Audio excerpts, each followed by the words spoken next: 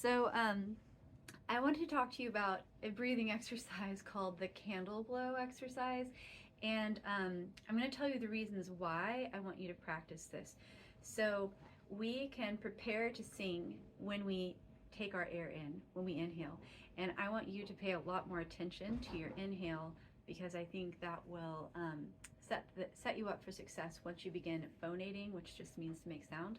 So, right now, you don't have enough space in the back of your mouth, so your vowels sound tight and your tone quality sounds forced. And I don't know if you're feeling any scratching or squeezing sensations inside of your larynx while you're singing, but if you aren't yet, you probably will be at some point, would be my prediction, if you continue, the way that it just is your natural inclination to sing. So I want you to think of creating a lot of space in the back of your mouth as you inhale. That's going to be the first step. So your inhale, we're going to really break things into small pieces and think of your inhale as one thing. And so, which breathing seems like such a simple thing, so why would you need to break it apart? But we're going to do that. So I want you to think of yawning your air in. So you open your mouth into an ah vowel shape. And if you yawn, you can hear when you yawn, the sound of the air entering is low pitched as opposed to which is high pitched when you gasp for air. So we want to hear either silence or a low pitched.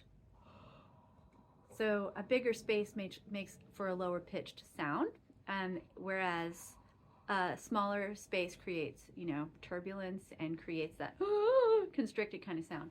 So we want to open and allow the air to, we're going to imagine the air is going to go all the way down to our stomachs, and our stomachs will pop out like this.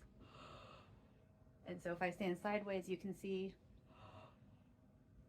my tummy will expand as I inhale. So it's sort of like the idea of if you put an empty glass under a faucet of water, the water goes down to the bottom and fills the glass up from bottom to top.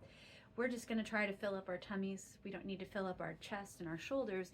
So is all that's going to happen, as opposed to where your shoulders and your chest expand. And you can hear the tension in my voice because I have too much air and I don't need that much. I can't regulate the airflow successfully if I have too much air. So let's just try a couple of those inhales. We'll really open, let the air in, and let your abdomen expand.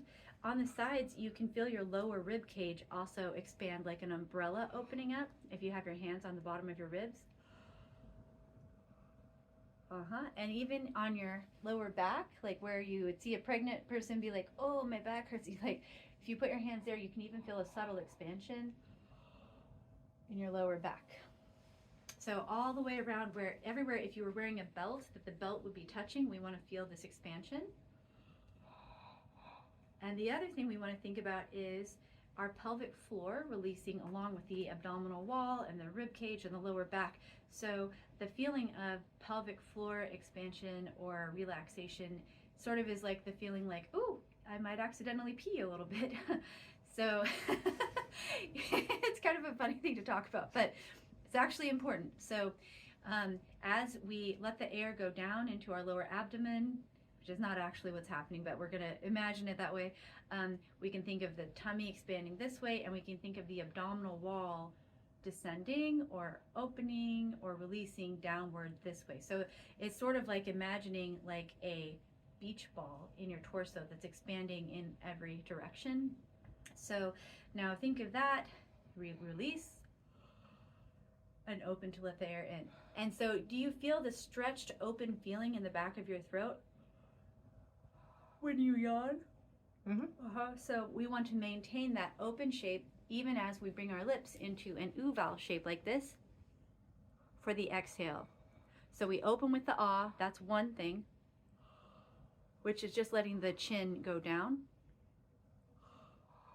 And then only changing the shape of the lips into the oo.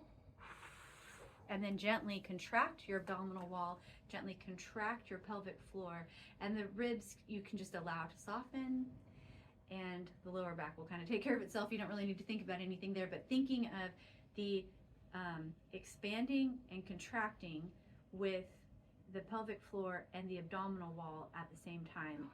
Those are the two really important things, and the opening in the throat. And that you aren't having so much air that you're getting it up here where your chest and your lung, or your chest and your shoulders are moving. And so for the exhale, we're going to kind of forcefully blow the air out through our U-shaped lips like we're blowing out a candle. So the inhale, and it will look like this.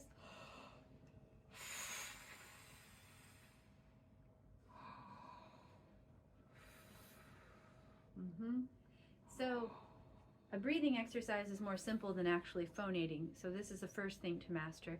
And then the next step would be later, if this all goes well this week and you come back and it all seems to be making sense, then we'll want to sort of have the same quick, deep inhale, but when we contract, we will begin phonating with the air, and hopefully the space is all still intact. Does that make sense? Yeah. Do you have any questions about that? No, lots of practice. Yeah, it's a lot of elements to think about, so.